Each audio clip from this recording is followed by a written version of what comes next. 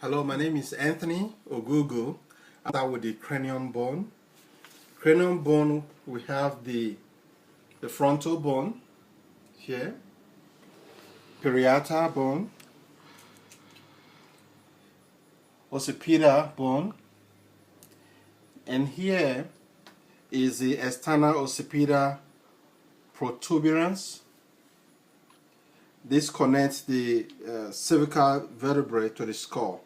The next is the temporal bone.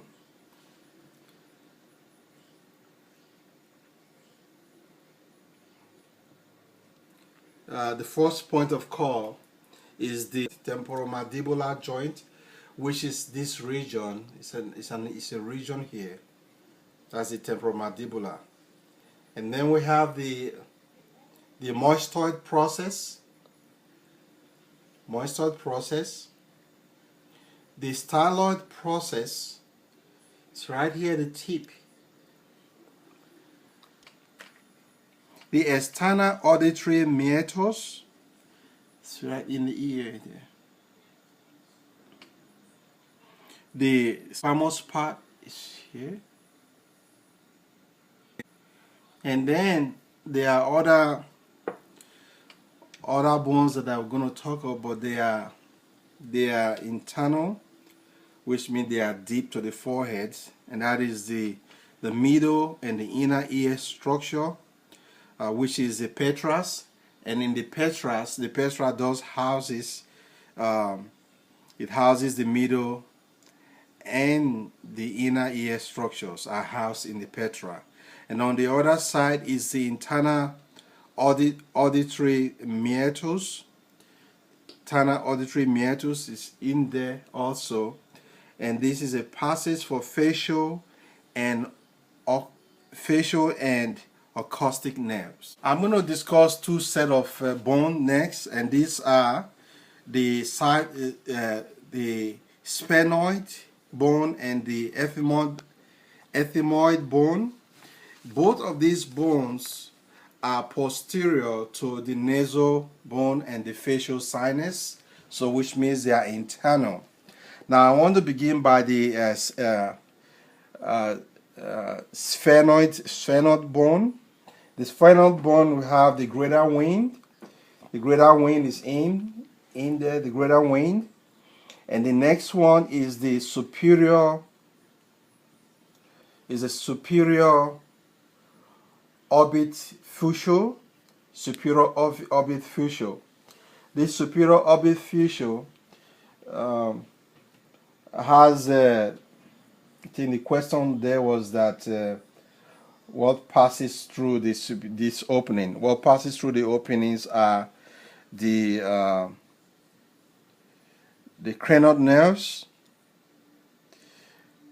the omphimetal branch, and those passes through this opening. And the next there is the lesser wind.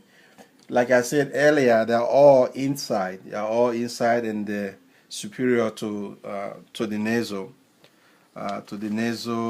bone. They are posterior to the nasal bone. So the lesser wind is next. They're right inside there.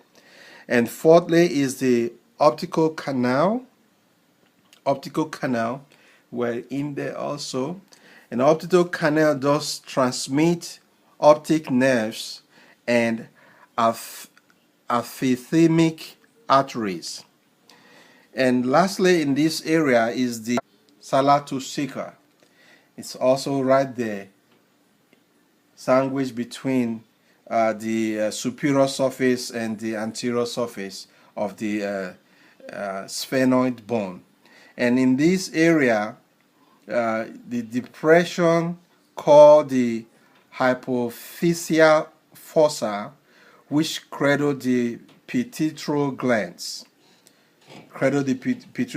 So we're talking about now what structure sits in this fossa. Next is the ethmoid bone.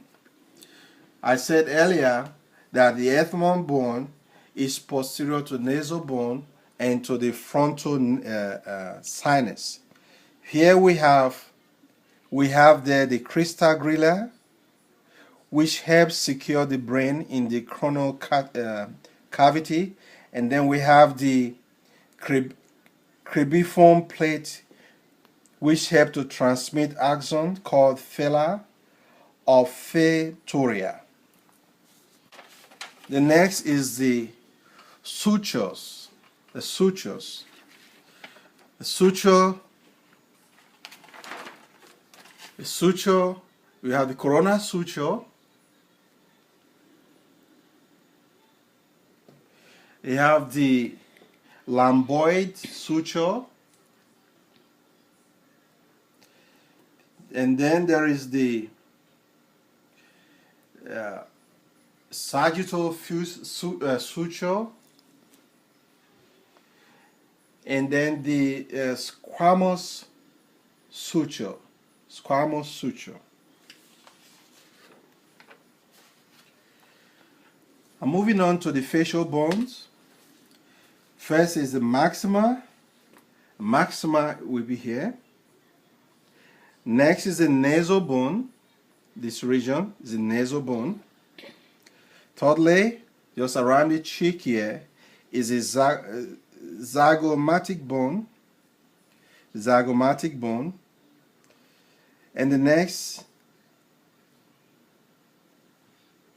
is the vulvar bone. The vulvar bone is right in there.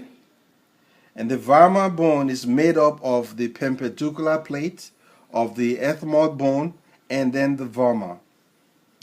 Forgot to mention the zygote process of temporal. Zygote process of temporal is right around here. Zygote process of temporal. Okay.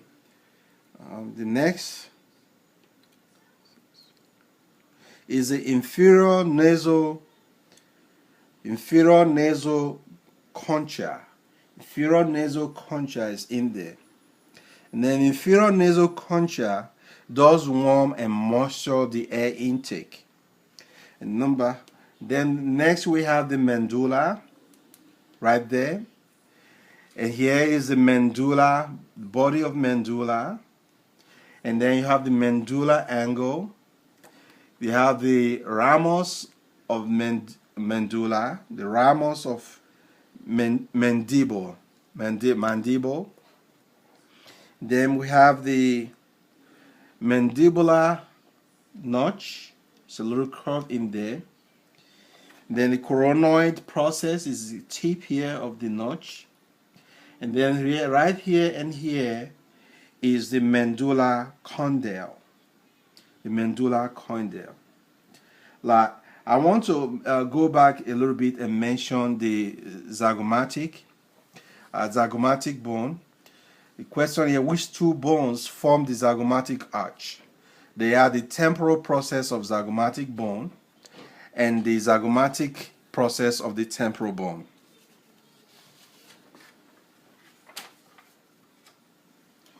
Next is the vertebral column. The vertebral column. There are four curves altogether, which is the cervical curve, the thoracic curve, the lumbar curve, and then the sacral curve. These are the four curves in an adult vertebral. The primary ones here, you have the thoracic and the sacral are the primary, and the cervical and the lumbar are the secondary.